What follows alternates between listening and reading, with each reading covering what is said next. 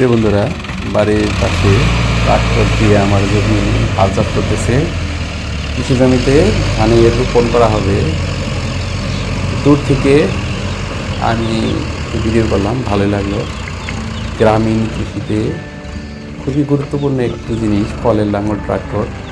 এই মাহিন্দ্রা ট্রাক্টর দিয়ে হাল চাষ করলে জমির ফলন ভালো হয়, জমিতে চাষাবাদ ভালো হয়। এই জন্য সবাই এখানে মাহিন্দ্রা বড় ট্রাক্টর দিয়ে করে। আমার জমির পাশে দূরে এখানে পানি সেচের কল আছে, তো সেটাতে পানি দেওয়া হচ্ছে এবং ফসলের গাছি বা এলাকার ভাষায় বলা হয় গাছি, এগুলো দিয়ে বোনা হবে। সার বুনিয়ে তারপরে এখানে জমির চাষাবাদ করা হয়। তো গ্রামীণ অর্থনীতিতে খুব ভালো একটা অবদান এই ধান চাষাবাদ। আমরা শহরে থেকে বা দূরে থেকে বুঝতে পারবো না কৃষকের কত কষ্ট হয়, কিন্তু খুব কাছে থেকে দেখলে খুবই হার্ড লেবার বা খুবই পরিশ্রমী একটা বিষয় চাষাবাদ। তো কৃষক খুব কষ্ট করে এই শীতের মধ্যে, যেখানে মানুষের বিছানাতে থাকার কথা বয়সে, সেই কৃষক এখন রাস্তাঘাট দিয়ে এই পানিতে এসে জমির কাজ করে।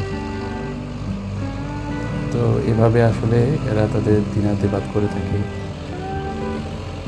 তো এখানে কিছু কাক কলের লাঙ্গলের পিছনে দৌড়াইতেছে, ভালোই দেখা যাচ্ছে। আর একটি আবছা আবহাওয়া বা ভাব আছে, কিন্তু জলীয় বাষ্পের মতো, কারণ রোদ উঠছে, রোদে জলের থেকে জলীয় বাষ্পের মতো উঠতেছে দেখে একটি আবছা আবছা একটা ভাব আছে। প্রিয় বন্ধুরা, এভাবে এই গ্রামে কৃষি জীবনে এভাবে চাষাবাদ করা হয়। অদূরে কৃষকরা জমিতে গাছি বা চারা রোপণ করতেছে এবং অদূরে একটি অটো ড্রায়ার মিল, যেখানে কাঁচা ধান দিলে চাল হয়ে বের হয়।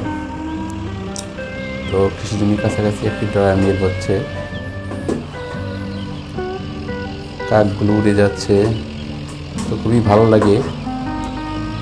আপনারা সময় পাইলে এই ধরনের দৃশ্য দেখলে আপনারা উপভোগ করবেন। দূরে ড্রায়ার মিলটি, এখানে কাঁচা ধান থেকে চাল বের হয়।